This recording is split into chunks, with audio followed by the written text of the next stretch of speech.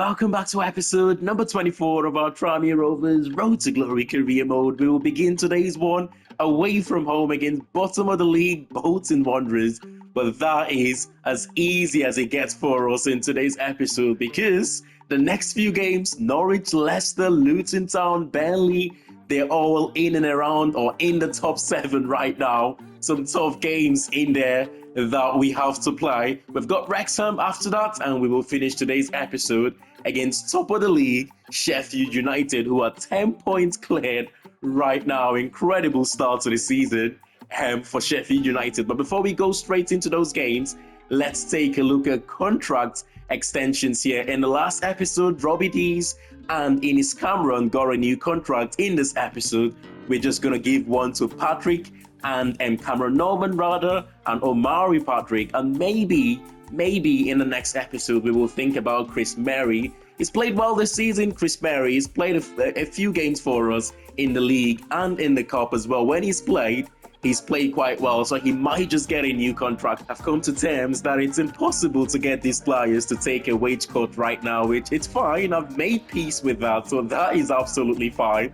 They were already on crazy wages before we got here anyway, and until such time that we can get rid of them, we will keep them on the same wages. But Cameron Norman signed for a year extension. I was wanting to give him 2, but the fact that we couldn't get him to take a wage cut, it means I couldn't promise him an important role for the next 2 years, but he has signed a contract. You know, one of the reasons why I'm so harsh on him, Omari Patrick, is I think he can score a lot more goals than he's scoring for us. But for some reason, he doesn't do it enough. He's definitely got the quality to do that, but he's accepted to take a reduction there in his squad role, going down to squad rotation player, which is why I've accepted to give him a contract for the next 2 years. But he should sign that one. It's not what he wants, but he will sign and remain here at Tranmere Rovers for the next 2 seasons. And for the squad rotation role, I'm happy to keep him here, of course.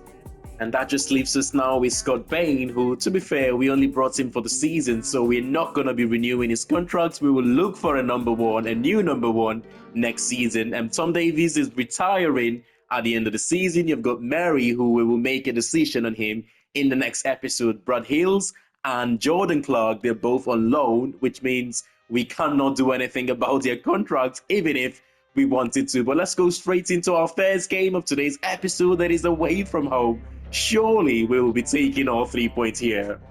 If we somehow don't win this game against Bolton Wanderers, who are bottom of the league, I'm struggling to see where our wins is going to come from in this episode. Maybe against Wrexham, who are also struggling right now. But teams like Burnley and Sheffield United, you've got Leicester in there, you've got Luton Town. I don't see us winning those games. Maybe we can pick up a point here and there against 1 or 2 of those teams. But to actually get a win there, I don't see that happening, which makes this game and the game against Wrexham crucial to try and take maximum points. Oh, that's good header from Kone. He's hold on play sometimes. Oh my God, he should be scoring that. He brought that one down so well with his head. Little cushion header to Kergib, who done him the favour to play him in there. You would expect him to score though, the sort of form he's been in. It's not looking good here is it Shone who's gone down injured for Bolton Wanderers. That's a good ball to Ripart. Hopefully he doesn't rip us apart. You've got Dempsey to plant. Oh my God. And the home side have taken the lead in what I have described as a game that's important for us to win.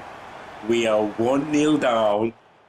Got to do well to turn this one around, you know, because they're playing some good football right now, Bolton Wanderers. You wouldn't believe, other than the chance we got in the opening 5 minutes of this game, you wouldn't believe we're mid-table and they are the team sitting bottom of the league right now. Salenko, another player injured for Bolton, 2 players injured, but that doesn't stop them from going on to make it 2-0 up. I cannot believe it.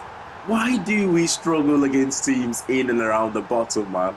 Last season we saw, it feels like we've seen this result time and time again against teams in and around the bottom. I mean, what is different with this game though is Previously when we have lost to those teams in the bottom, it's usually in the second half of the league. They could make it 3 here, good defending. It's usually in the second half of the league, that intense stage of the season where teams in the bottom are looking to win their games to try and stay up. This is still in the first half of the league. Oh my God, Kone have had 2 excellent chances in this game. To be fair, we've been much better in the second half. Poor first half, but much better in the second half. Nothing to show for it though. Substitutions here. We will replace and we'll bring on the likes of Davison. And I mean, if we score a goal before the 75th or before the 80th minute, we might just maybe get the second. We have had a couple of chances. Adamson also coming on in the final 25 minutes of this game or so. But we need to create more chances. We've had a couple. It fell to Kone. Hendry, the space opened up for him. Hendry.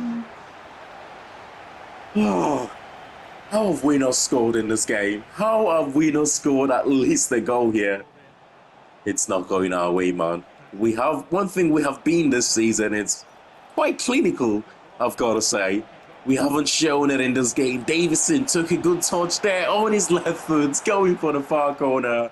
It's another save from the keeper.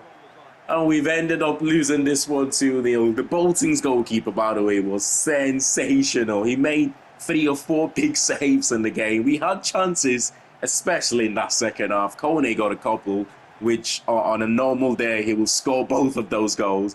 But it is what it is, 2-0 defeat. We will move on to the next one here.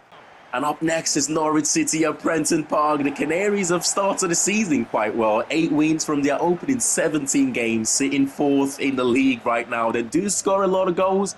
And at the same time, when you compare them to other teams in and around the top 6, they do concede a lot of goals as well. They've conceded the most goals in the top 6. The last time I checked anyway, that might have changed. I've just realized I started Brad Hills in this game, which we shouldn't have because he's on loan from Norwich City, and I'm sure in real life that would not have been allowed to happen. The game needs to fix things like this though. When you get loan signing, they're in the same division as you, they shouldn't be allowed to play. But Chernak up front for them, I thought he was a wide player. I did not realize he was a striker. He starts up front for them. He's one of the top scorers in the division right now. We've got to be careful. Couple of minutes into the game, we already have a player down injured. Charlie Webster gives the ball away, but it's Musonda, our left back, who's been a pivotal signing for us. Chernak, Bain with the saving goal. Oh my God, what a start. 7 minutes, we've seen a shot on target. We've seen a player go down injured. I hope it's not too serious because, although not the most glamorous of signings, I saw something when he was recommended about his attributes that made me think he was going to be a good player for us, and so far it's looking like that. This is the thing that frustrated me the most about this game, is Norwich's ability to just move the ball in our own half like this. I mean, you think they're playing against Barcelona or something. They move the ball so comfortably, man. They just, look at this, it's happening again, time after time. They just get it close to our own box and they just pass the ball around for fun. And when we do manage to win the ball back, we give it straight back to them. We've got to be careful not to concede here. Before the end of the first half, it's another save from Scott Bain. He's kept us in the half. He certainly kept us in the half. And if the game goes on to finish like this, he'll certainly be our man of the match. But big saves from him so far. That's a throw to Webster. We haven't had this much chance to get the ball into Norwich halves and try to test the goalkeeper like that. That is the first time we're having a shot on target in this game. It took us 63 minutes. Miles and Rowe replaces Miles here. Oh no. Oh, it's not worked for us for corners this season. Reece Williams, when we signed him, I thought he would have got his head to 1 or 2 of these, but it's not looked the case. Norwich on the break here. Nunes, one of the better centre midfielders in the championship. He finds Chernak. Chernak goes for it. And guess who is there again? It is Scott Bain. That is the best save he's made so far in this game, and what a save that is. We're still in the game. I mean, the fact that we're still in the game going into the final 20 minutes here, it just makes you think, one opportunity, just the one opportunity maybe. Hawks plays in Cameron. Cameron waits for Mulligan. Mulligan, it's gone too early there, Cameron, but reverse ball to Hawk. Hawks to Webster. Webster, find the back of the net.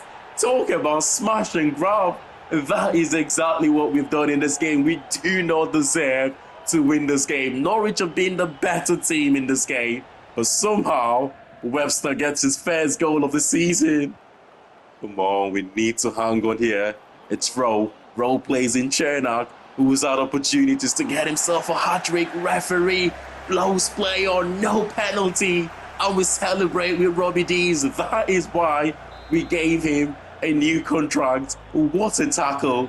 We've got a corner to defend. Oh my God, it's off target. We will be taking our 3 points here.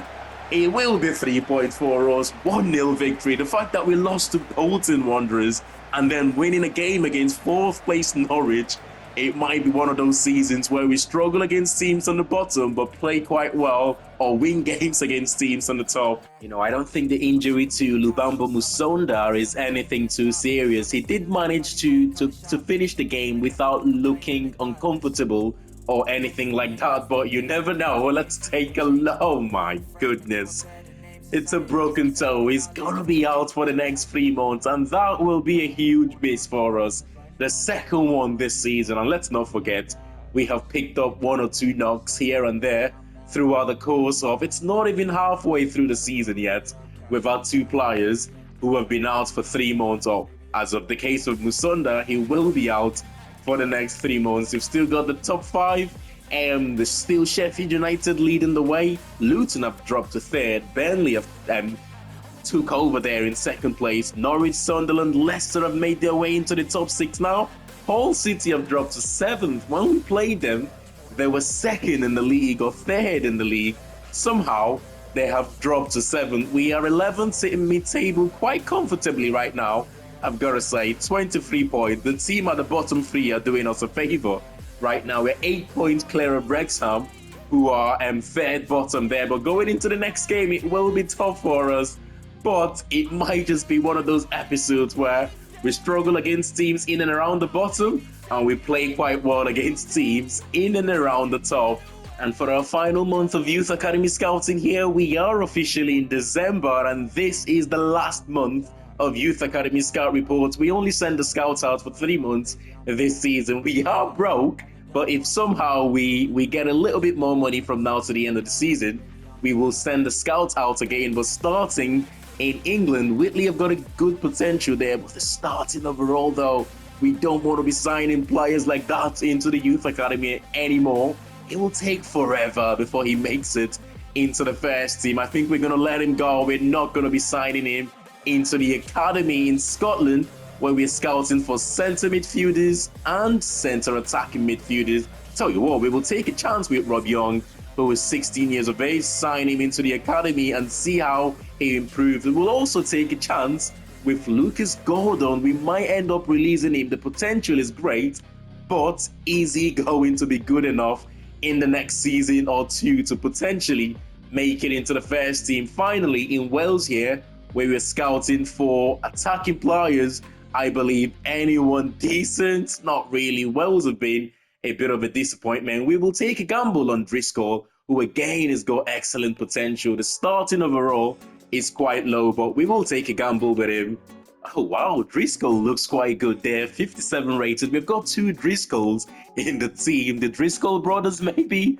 I think though, Ethan Driscoll, who's been in the academy for the last few months now, he is Northern Irish, and you have got Alex Driscoll, who we have just promoted. He's of course Welsh, but there's nothing stopping them from being the Driscoll brothers, right? It's a shame though that both players are centre attacking midfielder, but this is what I mean. Look at Gordon, is 52 rated. You've got Healy, who is 45 rated. You've got Curtis, who is 53 rated. It's just going to take such a long time to get these players first team ready. We need a left back though with Musonda's injury. It's a shame Curtis and Jude Curtis is not ready to make that step up to the first team. A win for the Foxes here today at King Power Stadium could take them from 6th in the league to 4th if Norwich and Sunderland do go on to drop points. This is a huge game for them, you know. But for us, we just need to keep on taking points until such state where we can say we're confident we're not going to be avoiding relegation this season. I did say 45 points. That is the magic number to stay up this season. But given how some of the teams in the bottom 3 have struggled, maybe we might not even need that 40 points. We have to find a solution to that left back, haven't we? We have got to find solutions, and that solution is not going to be signing a player because we don't have the funds to do so unless, you know, we sell someone in the January transfer window, which is going to be open pretty soon. It's impossible for us to sign a player. And one of the solutions that I'm thinking about is Lee O'Connor can, or maybe, and we can try to get him to play in the left back position when we have to rest Arthur Stewart, who is going to play pretty much all the games now until Musonda comes back from that 3 months injury, which will be towards the end of February, the start of March. That is a long time to be out for. Good save. We could have took the lead there just before the end of the first half. But this is what makes it fun. You know, you need a left back. You don't have the funds to do it. You have to find a solution to solve that. Out wide to Fatau to Van Aert, who again is one of the top scorers in the league. His hold-up play all game has been terrific.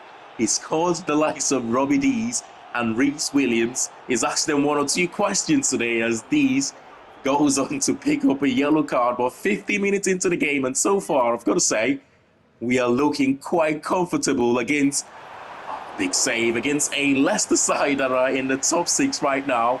If we just hang on for the remaining 40 minutes of this game, we will be taking the points here, and I will take the point right now.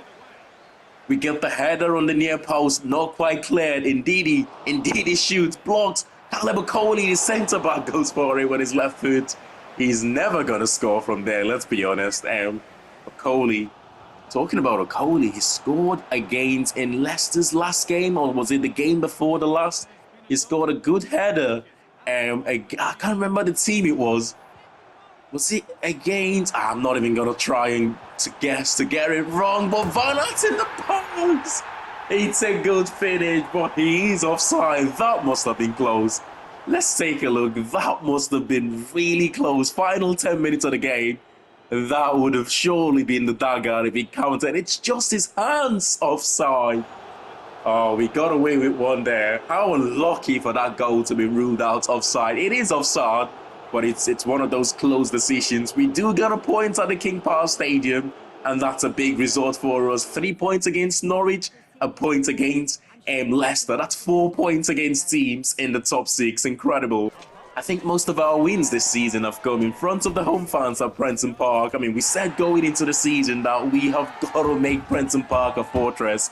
And so far, we seem to be doing that. I go into the home games full of confidence, to be honest. It's the away games where we have lost a few. We have dropped a lot of points away from home. But we thought that would be the case. But up next year is Luton Town, who are 3rd in the league right now. They're unbeaten in their last 5 games, 2 wins and 3 draws.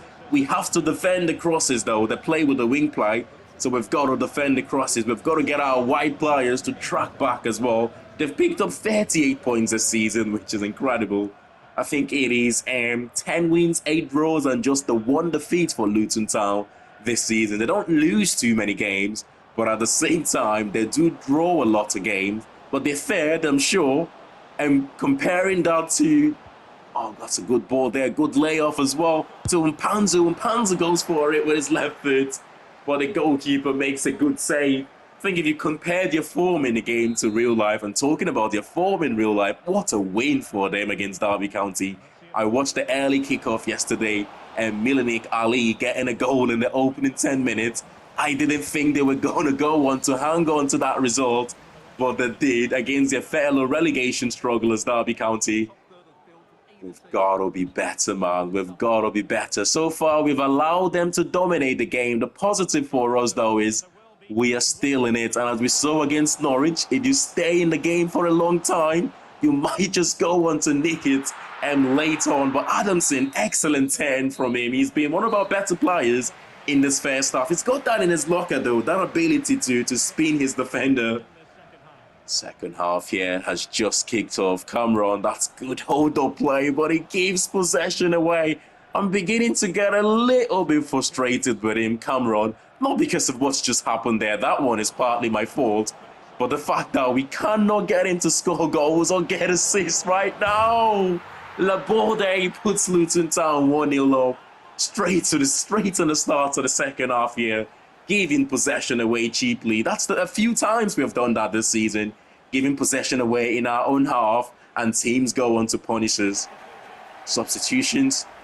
Cameron is off. He's replaced by Kone, and Webster is also off. He's looking knackered in midfield.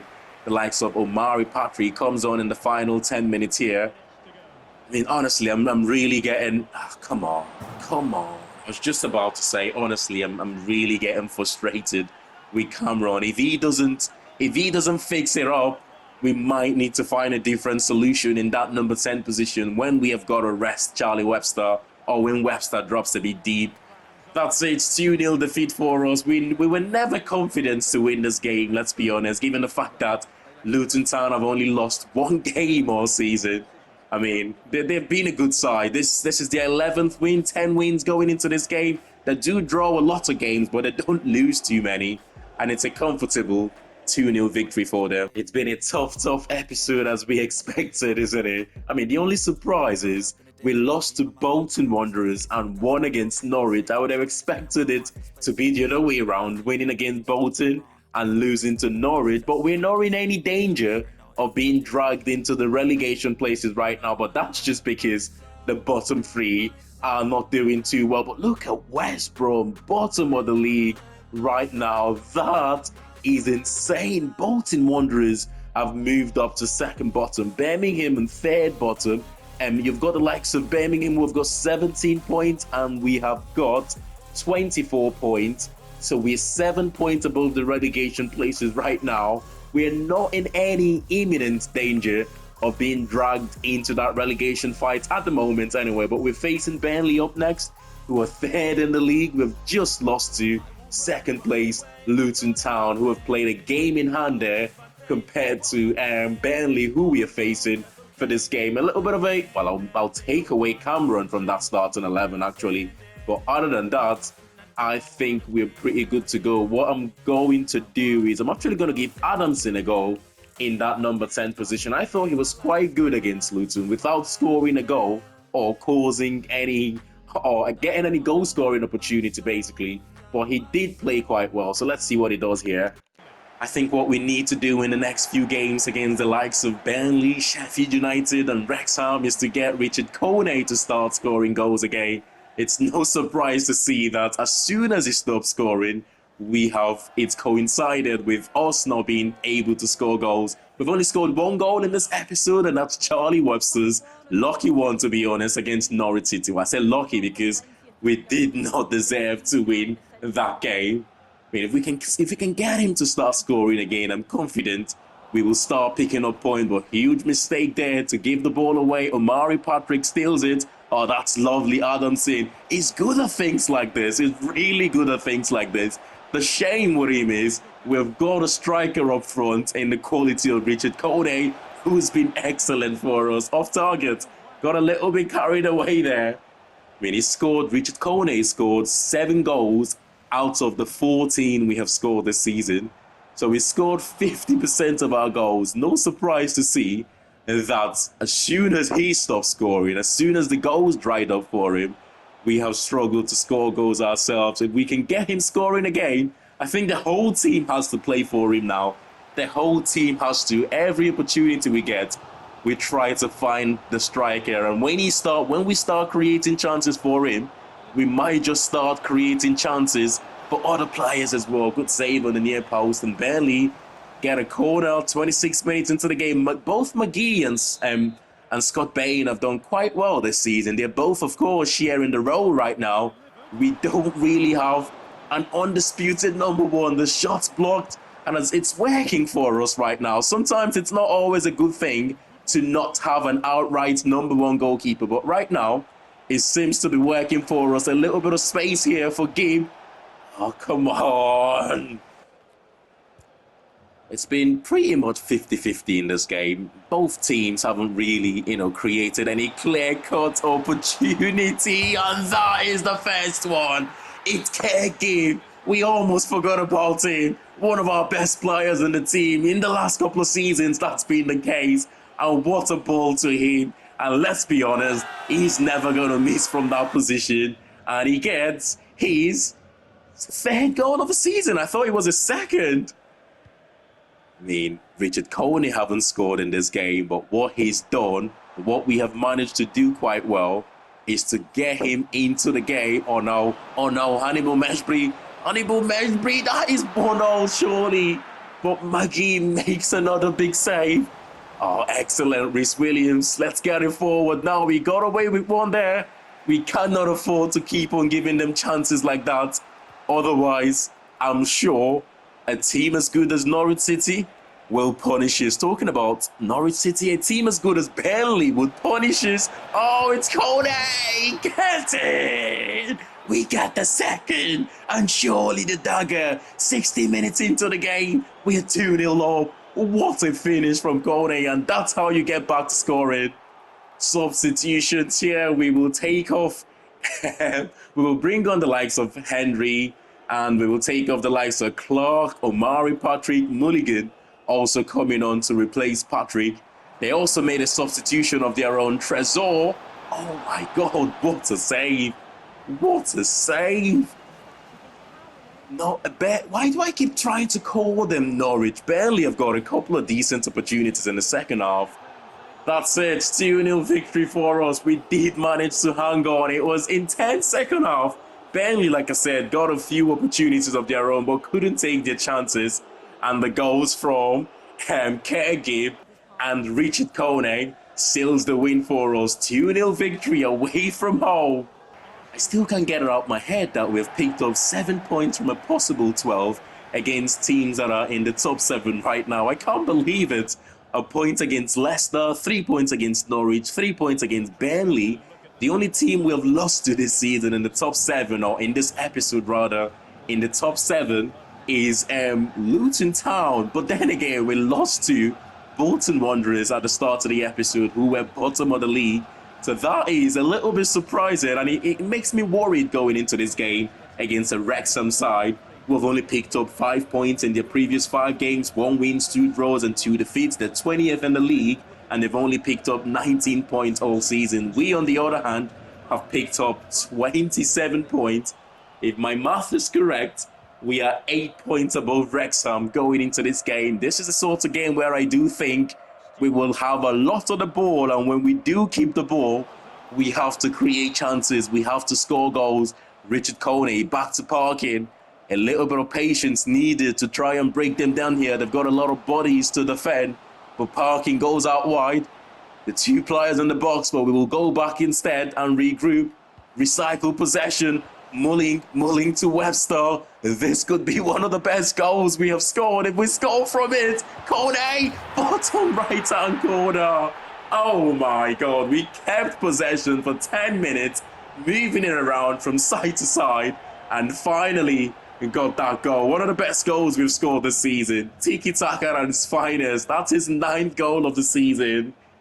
Oh, if we play like that, man, we're not going to play too many teams like Wrexham where we will have the opportunity to be nice and composed like that in possession.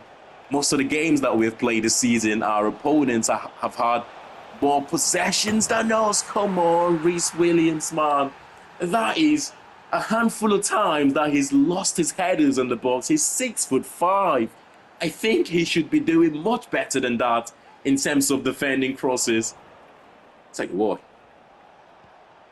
This might be another Bolton yet again, man. The way Wrexham are playing in the second half, they got that equaliser in the first half, but they've been the better team here in the second half. And Mullin has been played through, the goal scorer for Wrexham for the first goal. It's a big save there, man.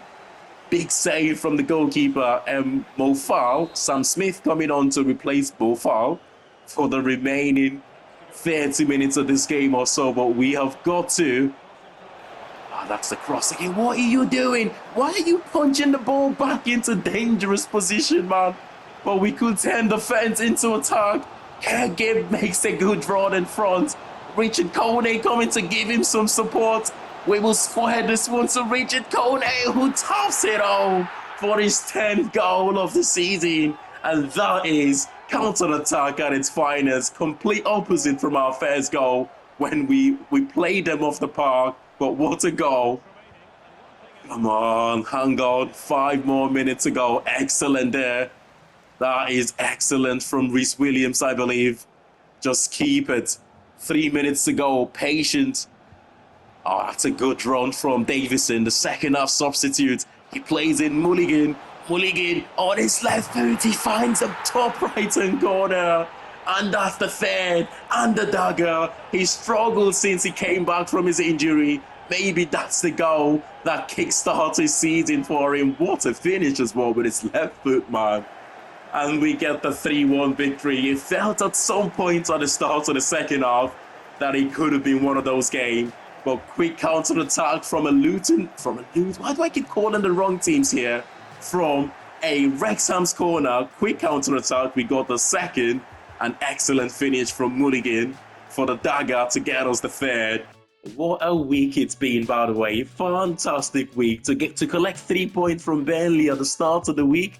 And another 3 points from Wrexham at the end of the week. To cap it up, 3 players in the team of the week. Robbie Dees, Mulligan and Kone up front. Our next game though, our toughest opponent yet, our toughest test this season. It's away from home against top of the league, Sheffield United, who have only lost 2 games this season and 9 points cleared. They've won 17 out of their opening 22 games with 3 draws. That is fantastic. I'll take a point right now. I'll honestly take a point going into this game. No changes from our previous game. Come on, the Rovers. You know, we said just before the Burnley game that what we needed to do as a team was to start getting Richard Kone to score again. And when he scores, we win games. When he doesn't score, we struggle to win games. No surprise, our last 2 victories have coincided with Kone scoring again. It's going to be tough for him here, though, against by far the best team in the division right now. They're 9 points clear of second place, top of the league, and it's looking comfortable for them. You know what, though? We've scored at least 2 goals in our last 3 games. I'm confident we will score a goal in this game. The question, though, is can we stop the best team in the league from scoring against us? Because if we can do that, we could take something out of this game. That's a good cross, by the way, from Stewart. It's a good ball to Hamer. It's going to go out wide to Burrows, one of the best or one of the better creative wing-backs or full-backs in the championship right now. He did quite well at his time as Peterborough in terms of scoring goals and assists, but that's a good ball from Kergib. Richard Kone bullies the defender. He goes top left-hand corner and he puts us 1-0 up away from home against the best team in the division. What a start to this game. That is 11th goal of the season. Can we hang on here? I think we might have scored that goal a little bit too early, but going into the second half here now, we have got 45 minutes to try and hang on. Callum Parkin gives possession away. We wanted to score a goal as late as possible to put the pressure on Sheffield Wednesday. Oh my goodness. What a finish, Josh Sargent. Now that is the goal of the season, if not the goal of the series, on his weaker left foot as well. Oh my God, what can you do about that one? That is the quality, by the way, of this Sheffield United side. That is an unbelievable finish. What the hell was that finish? What the hell was that finish? Oh, I wrapped his foot too much on that cross. That is certainly not where I was aiming for. But Callum O'Hare, one of the top scorers in the division, goes out wide to Harrison Burrows, over the top to Sargent. Sargent wins the flick. Oh, back to Sargent. Sargent has done it again. No way is he scoring goals like this against us, man. You can't do anything about these goals. He wins the flick to begin with. He gets the ball back and he's bent one to the far corner. What a finish yet again. Just like that, they have turned it around. We go out wide. Clark, he does fine. Gibb. There's the run from Kone. Kone takes it on his stride, and Kone finds the back of the net. He's just in sensational form right now. He goes into every game thinking, I'm going to score 1 or 2 here. And that's for the 3rd game in a row. He scored 2 goals, I believe. I believe that's his 3rd game in a row where he scored, maybe his 2nd game in a row. He certainly scored 2 in our last game against Wrexham. But Hamer finds Sargent here, straight from kickoff. Oh, no way. No way. They have scored 3 goals in this game, and they have all been cracking finishes. It's just, what can you do, though? What can you do about these goals? It's a shame, you know. This is one of our best performances this season. One of our best performances, but we are trailing to the Sheffield United side just because, why not? You know, that could be 4. That could be 4. That is the sort of finishing we have seen from them. But the post is still shaking there from that one. It's off target. And that should be the end of the game here. I mean, there's nothing to be disappointed about in this game. This is one of our better performances this season. But the quality of the opponent on the day, the quality of their finishes was just better than us. I mean, 3 cracking goals, 2 from Josh Sargent, and a goal from Hamer. Of course, Richard Kone scored a brace himself. And that's it for today's episode then, as we will finish at exactly halfway point to the season, in the league that is, but Sheffield United still leads the way on 57 points. I will be surprised if they don't win the league this season, but still a long way to go. Luton Town in 2nd, Burnley, Norwich, Coventry and Leicester City completing the rest of the top 6. I mean, we're only 7 points behind the top 6 places right now. It will be impossible to get that. We will pretty much have to go on and win most of our games to get into that top 6. I don't see that happening at all. You've got Bolton, Birmingham, West Brom, bottom 3, Wrexham, Middlesbrough, Stoke City, Portsmouth are really close to the bottom 3 right now. But smash a like on the video if you have enjoyed this one, and of course subscribe to the channel if you're new to it, and I'll see you all in the next one. Thanks for watching, and bye for now.